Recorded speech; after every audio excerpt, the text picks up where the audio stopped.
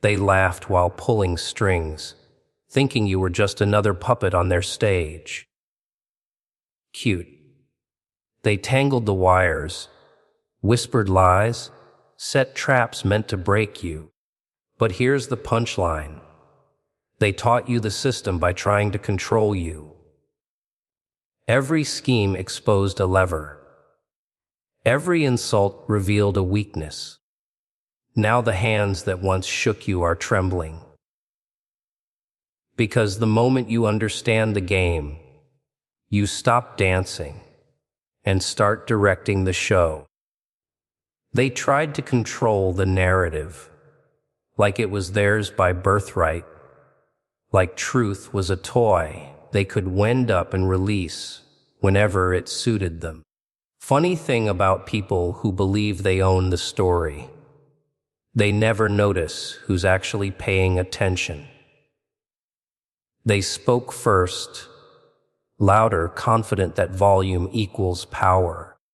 They framed you before you even entered the room, painted you as weak, confused, replaceable.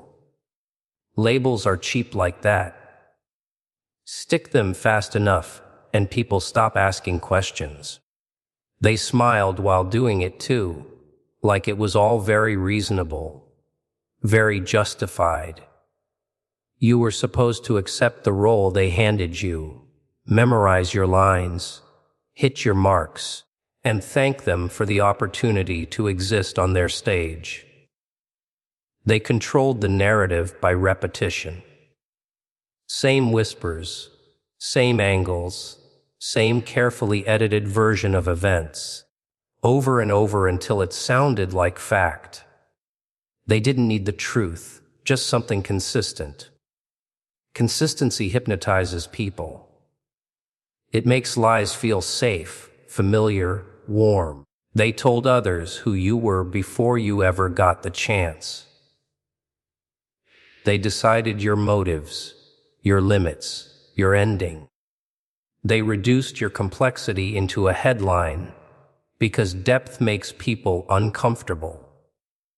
Simpler to make you the villain, or the fool, or the background noise. Depends on what kept them on top that day. And when you reacted, oh, they loved that part. Any emotion you showed became proof. Anger meant guilt. Silence meant weakness. Confidence meant arrogance. They wrote the rules so every move you made served their script. That's the genius of narrative control. It turns human response into evidence against you. They provoked, then pointed, poked, then documented. All very clean, all very civilized. A circus with paperwork. They didn't just want to be right, they wanted to be believed. Belief is power without effort. Once people believe the storyteller can disappear. The lie walks on its own legs. They sat back and watched it do the work, pretending they were neutral observers while pulling strings from the dark. You were never meant to win, only to validate their version of reality by losing publicly. But here's the joke they missed. To control a narrative, you have to understand it. And to understand it, you expose yourself. Every exaggeration showed fear. Every omission revealed intention. Every contradiction screamed insecurity. While they were busy talking, you were listening. While they were performing, you were mapping patterns. They thought they were shaping perception, but they were handing you the blueprint. Sentence by sentence, reaction by reaction. They mistook your patience for submission. They mistook your silence for ignorance. They mistook restraint for surrender. They never considered that someone watching quietly might be learning the rhythm of their voice, the timing of their lies, the moments they panic and overcompensate. They never imagined the character they created would outgrow the script. They never imagined the story would change hands. While they were still arguing about the first chapter, you studied their manipulation the way a surgeon studies anatomy, not with emotion, but with curiosity sharp enough to cut. While they were busy congratulating themselves for pulling strings, you were watching where the knots were tied. Manipulators love speed. They rush stories, rush reactions, rush judgments, because urgency keeps people from thinking. You noticed how every crisis they created came with a deadline, how every demand was wrapped in pressure, how hesitation was framed as failure. They didn't want answers. They wanted compliance. And they mistook your pause for confusion, never realizing you were cataloging every move. You saw the patterns in their praise. Compliments weren't kindness. They were currency. Given only when obedience was expected, withdrawn the moment you questioned anything. Approval became a leash. They rewarded silence, punished curiosity, and called it loyalty. You noticed how they flattered in public and corrected in private, how they made you feel chosen one moment and disposable the next. That emotional whiplash wasn't accidental. It was conditioning. And once you recognize conditioning, it stops working. You studied the way they isolated. Subtle at first. A raised eyebrow when someone defended you. A joke that planted doubt about your allies. A warning disguised as concern. They didn't forbid connection. They made it uncomfortable. Isolation doesn't always look like loneliness. Sometimes it looks like being surrounded by people who suddenly hesitate to stand next to you. You saw how they positioned themselves as the only safe source of truth, the only voice that understood the real situation. That's not leadership. That's dependency engineering. You noticed how they rewrote history in real time. Yesterday's promise became today's misunderstanding. Clear instructions turned into vague suggestions. When confronted, they didn't deny. They reframed. They spoke in circles until clarity felt aggressive and confusion felt polite. You learned that manipulation doesn't argue facts. It exhausts the listener until surrender feels like peace. You learned that the goal was never agreement, only dominance. You studied their triggers too, the moments when control slipped and the mask cracked. A question asked too calmly. A boundary stated without apology. A refusal delivered without explanation. That's when the tone changed. That's when charm turned sharp, when reason turned personal. Manipulators panic when they can't predict you. Uncertainty terrifies them more than opposition. You logged every reaction, every shift in energy, every tell. You learned their favorite tools. Guilt framed as responsibility. Fear dressed as realism. Shame disguised as motivation. You saw how they borrowed your empathy and used it against you, how they turned your strengths into pressure points. But studying a weapon long enough teaches you how to disarm it. What once made you hesitate started making you smile internally because you knew what was coming before it arrived. And the most dangerous thing you learned was this manipulation depends on invisibility. The moment it's seen, it weakens. The moment it's named, it loses rhythm. They thought you were absorbing damage. You were absorbing data. Every attempt to control you became a lesson. Every move they made sharpened your awareness. They thought they were shaping you. In reality, they were training someone who now understands the game better than they ever did. Their chaos revealed the system, and that's the part they never planned for. They thought disorder would confuse you, keep you spinning, reacting, always a step behind. Random accusations, shifting rules, emotional storms that arrived without warning. Chaos looks powerful when you don't know what you're looking at, but stay still long enough, and you start to see structure hiding underneath the noise. You notice that their chaos wasn't random at all. It followed patterns.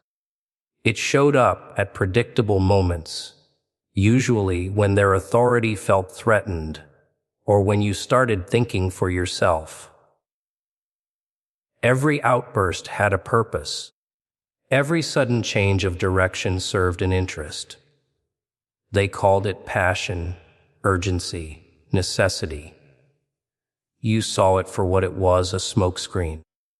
Chaos kept everyone busy putting out fires, instead of asking who started them. While others scrambled, you watched. You paid attention to who benefited when things fell apart. You tracked who gained leverage, who avoided accountability, who suddenly became indispensable in the mess they helped create. Chaos doesn't destroy power. It redistributes it. You realize the system ran on confusion. Confusion made people obedient. When rules changed daily, survival replaced strategy. People stopped planning and started pleading. That's when authority feels absolute. You saw how clarity was punished and ambiguity rewarded. Clear thinkers became difficult. Calm voices became dangerous. Meanwhile, those who echoed the chaos were protected. That wasn't dysfunction. That was design. You learned how the cycle worked. Create instability. Offer partial solutions. Withhold full clarity. Repeat. Each loop tightened control. Each crisis reset expectations lower. What was unacceptable yesterday became normal today because exhaustion lowers standards. You watched people adapt, not by growing stronger, but by shrinking, and you understood that the system didn't need everyone broken, just tired enough to stop resisting. Their chaos exposed hierarchy. Who spoke freely? Who hesitated? Who looked to whom before responding? In disorder, true power reveals itself because people instinctively seek permission. You saw who had to ask and who didn't. You saw whose mistakes were forgiven and whose were documented. Chaos stripped away the illusion of fairness and left behind raw structure. Once you see structure, you can navigate it or dismantle it. You noticed how they used emergencies to justify control. Now is not the time became their favorite sentence. Delay questions long enough and people forget they ever had them. Crisis became a permanent state and permanence made it invisible. You realize that when everything is urgent, nothing is accountable. That's how systems protect themselves while pretending to struggle. And through all of it, you stayed observant. You stopped reacting to the surface. and started reading the machinery underneath. You learned which levers were emotional, which were procedural, which were social. You saw how a single calm action could disrupt a room full of panic. How silence at the right moment could expose insecurity louder than shouting. The chaos that once felt overwhelming began to look mechanical, repetitive, almost boring. They believed chaos made them unpredictable. In reality, it made them transparent. The more noise they created, the clearer the pattern became. The system revealed itself piece by piece, not because they explained it, but because they couldn't stop using it. And once a system is seen clearly, it can't hide behind confusion. Any more pain turned into precision. The moment you stopped asking why it hurt and started asking how it was engineered. Pain is messy when you feel it blindly. Sharp, loud, personal. But step back far enough and it becomes information. They thought pain would slow you down, soften you, make you emotional enough to misstep. They relied on the old assumption that suffering makes people sloppy. Sometimes it does. Sometimes it makes them surgical. You didn't drown in it. You measured it. Every wound pointed to a pressure point. Every insult revealed an insecurity disguised as confidence. Every betrayal highlighted a dependency they didn't want exposed. Pain stopped being something that happened to you and became something that showed you where the system was weakest. You learned which words were chosen to humiliate, which silences were meant to punish, which losses were staged to teach obedience. Pain has fingerprints if you're willing to look closely. You refined yourself inside the discomfort. While others rushed to numb it, you stayed awake inside it. You noticed how certain reactions pleased them and others unsettled them. You stopped giving them the easy responses. No explosions, no begging, no explanations, just control. Pain sharpened your timing. You learned when to speak, when to disappear, when to let them overplay their hand. Precision isn't loud, it's accurate. They expected pain to make you predictable. Instead, it made you unreadable. You stopped reacting emotionally and started responding strategically. You removed excess movement, excess words, excess trust. You learned that pain trims the unnecessary if you let it. Every experience that once felt like damage became calibration. You adjusted boundaries, adjusted expectations, adjusted access. Not out of bitterness, but out of clarity. Pain taught you restraint. You learned that immediate retaliation is satisfying but inefficient. Real impact requires patience. You watched how they relied on your emotional spikes to justify their behavior. When those spikes disappeared, they lost their excuse. Calm unnerves people who thrive on chaos. Control unsettles those who depend on reaction. Your precision made them second, guess themselves. You turned pain into focus. Distractions faded. Noise lost its grip. You became selective about where your energy went because pain taught you how expensive energy really is. You stopped investing in people who only understood leverage. You stopped explaining yourself to those committed to misunderstanding.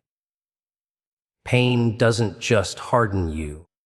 It educates you if you're listening. You noticed something else too. The more precise you became, the more uncomfortable they grew. Pain had refined your presence. You didn't need approval. You didn't chase validation. You moved with intent. That's threatening to people who survive on emotional chaos. They couldn't read you anymore. They couldn't predict your next move. Precision robbed them of control. And the irony is delicious. The very pain designed to weaken, you became the instrument that sharpened you. What was meant to break your confidence refined your judgment. What was meant to humiliate you disciplined your ego. You stopped needing to prove anything.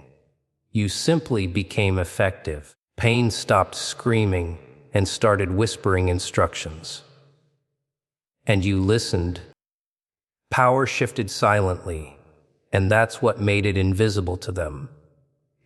They were listening for noise, waiting for confrontation, expecting fireworks.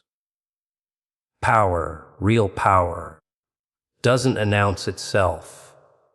It changes hands while everyone is distracted by echoes of the old order. You didn't challenge them directly.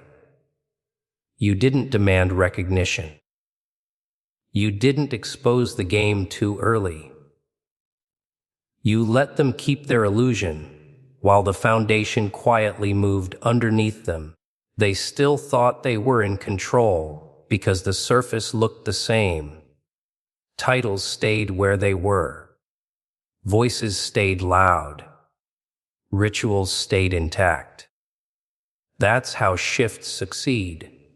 Nothing appears different until suddenly everything is. You reduced your visibility while increasing your influence. You spoke less and listened more. You positioned yourself where decisions were made, not where arguments happened. While they were defending their authority, you were replacing its relevance.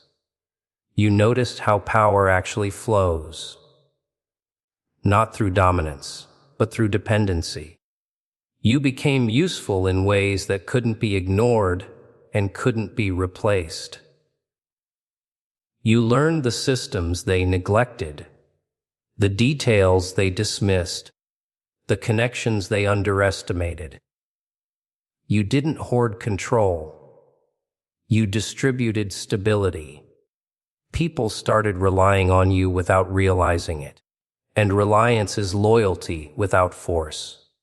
You watched how they burned energy maintaining fear, constant monitoring, constant pressure, constant performance. You chose efficiency instead. You removed friction instead of creating it. You solved problems before they became leverage for someone else. Quiet competence undermines loud authority. It makes control look unnecessary. It makes intimidation look outdated. They still saw themselves as the center because no one corrected them. No one needed to. Power doesn't need applause. It needs alignment. Conversations started bending toward you. Decisions passed through you informally. You became the reference point, the steady presence in rooms full of tension, not because you demanded it, but because you earned trust through consistency. Trust accumulates faster than fear ever could. You let them underestimate you. That was the gift. Underestimation is freedom. It gives you space to move without resistance. They mistook your calm for compliance, your restraint for weakness, your silence for absence. Meanwhile, your influence expanded laterally, not vertically. You weren't climbing their structure. You were building another one beside it. The shift wasn't dramatic. No collapse. No exposure. Just subtle changes in behavior. People checked with you first. Information reached you sooner. Outcomes aligned with your thinking more often than not. Power had already moved before anyone thought to look for it. By the time they felt it slipping, there was nothing left to grab. And when they finally noticed, it was too late to reverse without revealing their own insecurity. Any attempt to reassert control would expose how little they actually had. That's the beauty of a silent shift. It leaves no villain to fight, no rebellion to crush. Just a new reality that no longer responds to old commands. You became the puppeteer the moment you stopped needing the strings. That's the part no one warns them about. Control doesn't come from holding others tight. It comes from not being held at all. They spent so long trying to move you that they never imagined you were learning how movement works. You studied timing, tension, release. You understood that every person who pulls strings is still attached to something. Fear, ego, validation, reputation. Strings everywhere. You just learned where not to touch. You didn't replace them by force. You replaced the function they served. When people stopped needing their approval, their leverage vanished. You didn't command loyalty. You made dependence unnecessary. You created options where they offered ultimatums. You offered clarity where they thrived on confusion. That's how puppeteers are born. Not by domination, but by design. You understood that influence is choreography. People move when they believe it's their idea. You adjusted environments instead of issuing orders. You shifted incentives instead of raising your voice. You allowed outcomes to reveal themselves while guiding the conditions quietly. They were too busy performing authority to notice the stage changing beneath them. You mastered restraint. A true puppeteer doesn't twitch at every opportunity. You let moments pass. You let people reveal themselves. You allowed tension to build because tension exposes truth. When you finally acted, it was minimal and precise. One word placed correctly. One absence felt loudly. One decision delayed just enough to let others overextend. Control isn't about constant motion. It's about decisive stillness. You learned how people respond to space. Give them chaos and they freeze. Give them structure and they relax. You became the source of structure. Not rigid rules, but predictable presence. People trusted what they could anticipate. You didn't surprise for effect. You surprised only when it mattered. That kind of consistency is unsettling to those who manipulate through volatility. You saw how narratives bend around behavior. Instead of correcting lies directly, you behaved in ways that made them collapse on their own. Reality doesn't argue. It replaces fiction quietly.